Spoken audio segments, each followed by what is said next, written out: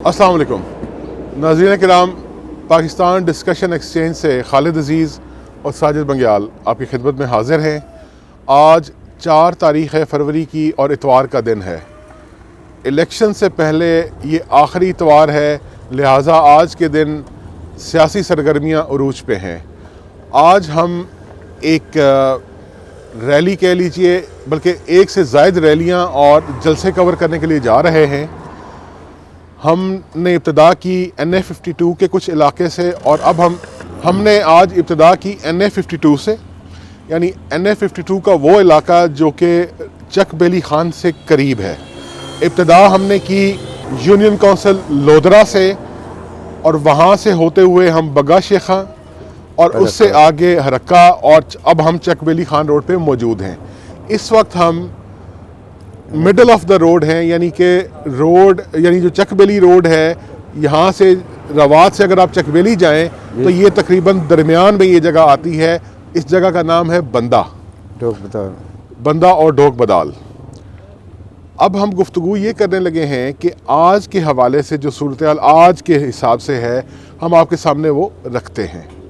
साहब, जैसे मैंने जिक्र किया कि आज आखिरी इतवार है, 4 तारीख़ है, 4 दिन बाद इलेक्शन है। तो इन 2 हलकों के अलावा जो इनके नीचे जो सूबाई असम्बली के हलके हैं, PP9 और PP10, इनके हवाले से आज हम चूँकि जा रहे हैं, आप क्या समझते हैं, कुछ तब्दीली आ रही है, वोट के लोगों के ट्रेंड्स में कुछ चेंज आया या क्या सूरत हाल है? लेकिन हमेशा की तरह जूँ इलेक्शन करीब आते हैं तो सियासी रहनुमाओं की भी और जो कारकुन हैं बिलखसूस और जो वोटर हैं उनके भी फितरी बात है, वो चार्ज होना शुरू हो जाते हैं।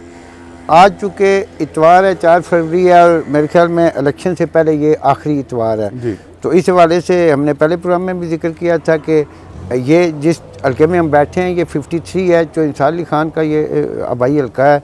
और आज ही के दिन उनकी रैलियों के अलावा इनका बहुत बड़ा एक जलसा है, वो पावर शो कर रहे हैं जटा छयाल में। इसी तरीके से हम आगे चलें तो मुस्लिम लीग नून का एक जलसा है प्रापर चक्री में, और आज़ाद उम्मीदवार साबिक पार्लिमानी सेक्रेटरी बरामाल पंजाब में जो कमरान अली खान, उनका भी आज पावर शो का मेरे ख्याल में मजमूई तौर पर आखिरी दिन है, चक्री में वो कर रहे हैं। आपने जिक्र किया है NA-52 और PP9 का।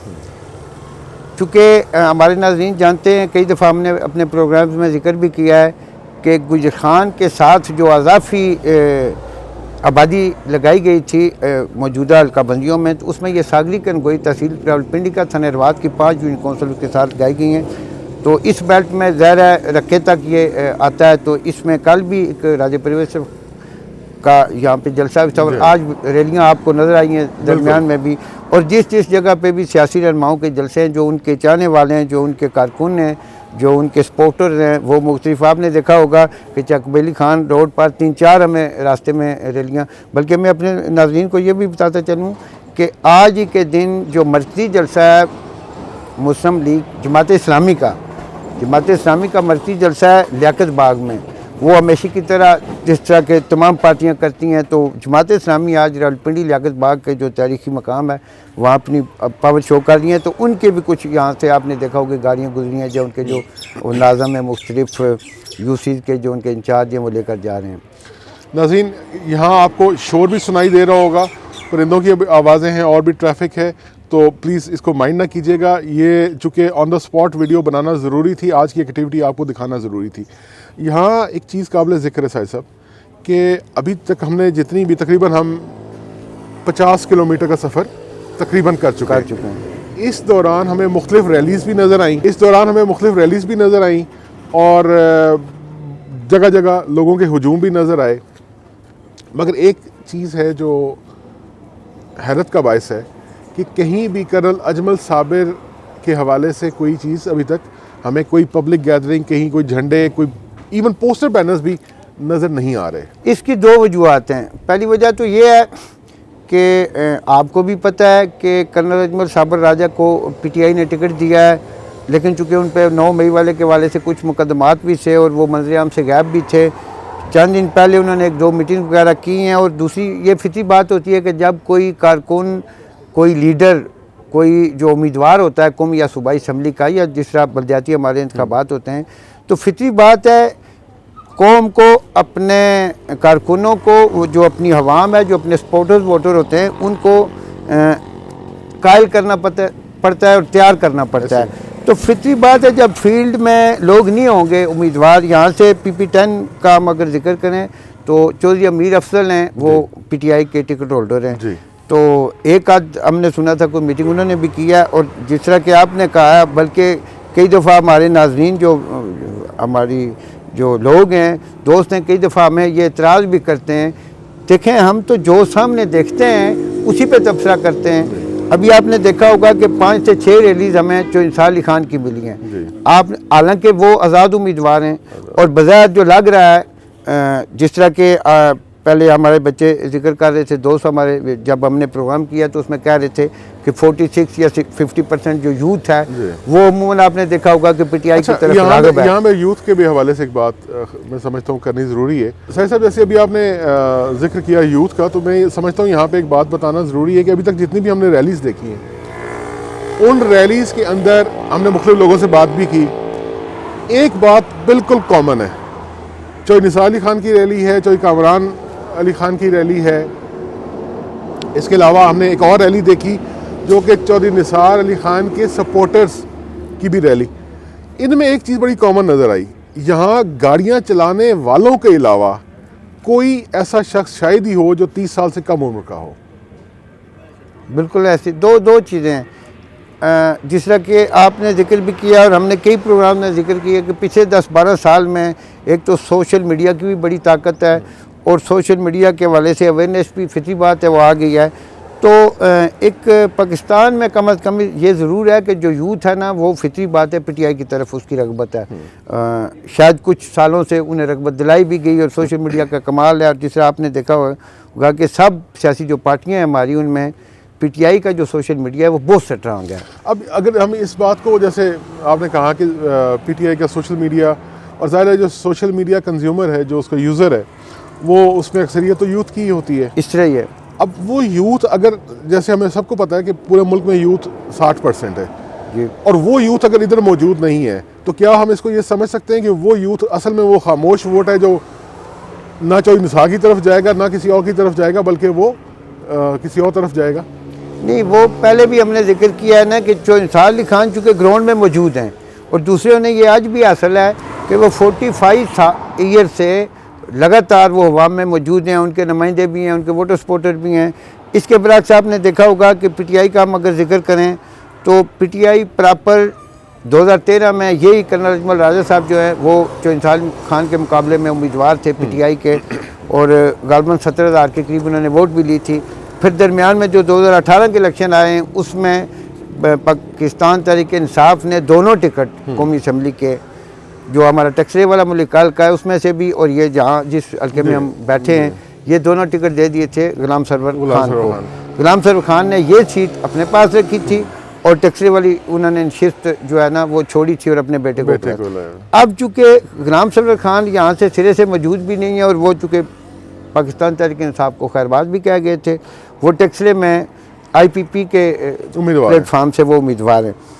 अब चूँकि एक तो बीच में कर्नल अजमल साबर राजा जो है वो डिस्कनेक्ट भी थे जी। और बीच में वो 9 मई के वाले से उन पर मुख्तलिफ मुकदमात में थे। कल भी कोई जिक्र चल रहा था, बाद में उनकी वीडियो भी मैंने रात को देखी है कि उसमें उन्होंने उसकी तरदीद किया कि मैं कोई ना ही तो किसी का वादा माफ गवाह बना हूँ, बल्कि मेरी इलेक्शन कैंपेन को ये नुकसान पहुँचाने के लिए एक प्रोपेगेंडा है। यहाँ एक नाज़रीन एक तवज्जो वाली बात है, काबिल ज़िक्र बात है, ये जिन हलकों का अभी आपसे ख़ासकर NA 52 का जिक्र किया, 53 पीपल्स पार्टी के मैंने कम अज़ कम पिछले 3 इंतखाबात में इतने 2013 3 नहीं बल्कि 2 इंतखाबात 2013 और 2018 पीपल्स पार्टी के इतने झंडे साहब मैंने कभी ना आपने देखे होंगे इस रीजन के अंदर जो आज हमें नज़र आ रहे हैं। उसकी वजह सिर्फ ये है कि आपने देखा होगा, बल्कि हमारे नाज़रीन भी जानते हैं, कई दफ़ा हमने जिक्र भी किया इस चीज़ का कि आखिरी दफ़ा इस हल्के में 93 में गुलाम सरवर अवान यहाँ से गुलाम सरवर खान यहाँ से पाकिस्तान पीपल्स पार्टी के उम्मीदवार थे। उसके बाद शुएब मुमताज़ को 96-7 में टिकट दिया गया। उसके बाद आज आज तक, बल्कि आपने देखा होगा कि इस इलेक्शन में भी पाकिस्तान पीपल्स पार्टी ने NA-53 में ना ही तो सूबाई असम्बली का टिकट किसी को दिया है और ना ही कोई नामजद किया उम्मीदवार अपना NA-53 में। इससे कबल 2018 में भी यही पोजीशन थी, यानी चौधरी कामरान इस्लाम खान को टिकट देकर वापस ले दिया। अच्छा, यहाँ एक और 2013 की हम बात करें तो पीपल्स पार्टी और मुस्लिम लीग काफ ने मुश्तरका उम्मीदवार खड़े किए थे। यहाँ से उम्मीदवार थे राजा बशारत। तो फितरी बात है, जब पिछले 20 साल से, बल्कि 24 साल से, 26 साल से जब पाकिस्तान पीपल्स पार्टी का यहाँ पे उम्मीदवार ही नहीं था, तो फितरी बात है लोग मुख्तलिफ पार्टियों में चले गए थे। ये जो आपने जिक्र किया है इस रीजन में, ये जो PP9 के साथ 52 के साथ हमारी ये सागरी कनगोई लगी है, इसमें यह है कि राजा परवेज़ अशरफ एक उम्मीद की किरण है लोगों के लिए। और चूँकि राजा परवेज़ अशरफ हैट्रिक कर चुके हैं, वो हैट्रिक हम इसलिए कह रहे हैं कि 2002 में भी उन्होंने इंतखाब जीता, 2008 में भी जीता, उसके बाद वो वज़ीर-ए-आज़म भी बने थे, और उसके बाद वो ये जो पिछला हमारा 2018 वाला इलेक्शन था वो बड़ी भारी लीड से जीते थे। तो एक तो लोगों को ये जो सागरी बेल्ट था इसमें, बल्कि हम अगर जिक्र ना करें तो मेरे ख्याल में ज़्यादती होगी कि ये जो सागरी बेल्ट है, यहाँ पे जो तारिक इकबाल जावेद जो हैं वो यहाँ से चूँकि MPA रहे हैं बट दौर में, तो उन्होंने पीपल्स पार्टी जब तक वो हयात थे उन्होंने पीपल्स पार्टी को यहाँ पर ज़िंदा रखा। अब लोग मुख्तलिफ लोगों के साथ अटैच तो हो गए थे, लेकिन आपने देखा होगा कि जितने उम्मीदवार आते थे नून के, उनके मुखालिफ जो भी उम्मीदवार आता था, ख्वाह वो मुस्लिम लीग काफ का होता था, ख्वाह वो PTI का होता था, तो वो लोग मुस्लिम लीग नून की मुखालफत में उनको वोट देते थे। इस दफ़ा ये हुआ है कि राजा परवेज़ अशरफ चूँकि यहाँ से इलेक्शन लड़ रहे हैं, तो लोगों को एक उम्मीद भी है और बाजार जो उनकी पोजीशन है वो भी बहुत स्ट्रांग है, तो इसलिए शायद लोगों को, आप जिसे समझें कि लोगों को दिलेरी आ गई है। अच्छा, एक आपको अहम बात बताऊँ, मैं ज़ाती तौर पर कम अज़ कम ऐसी 10 फैमिलीज़ को ज़ाती तौर पे जानता हूँ। यहाँ एक काबिल ज़िक्र बात है, मैं ज़ाती तौर पे कम से कम ऐसी 10 फैमिली को जानता हूँ जो नस्लन नज़रियाती तौर पे मुस्लिम लीगी हैं, मगर पिछले 3-4 दिन से मैं देख रहा हूँ कि वो राजा परवेज़ अशरफ की हक़ में बात कर रहे हैं।